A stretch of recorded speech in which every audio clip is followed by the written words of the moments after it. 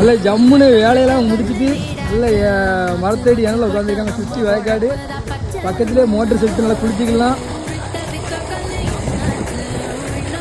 வேலையெல்லாம் முடிஞ்சவங்களுக்கு இப்போ என்ன உங்கள் கம்பெனியால் ஃபுல்லாக சம்பளம் கொடுக்குறது.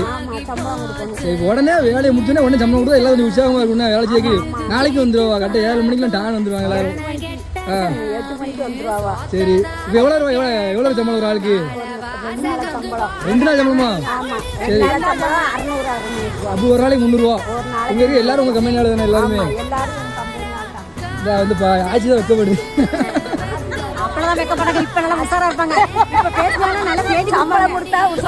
சம்பளத்துக்கு சேராயிரம் வேலை செஞ்சா.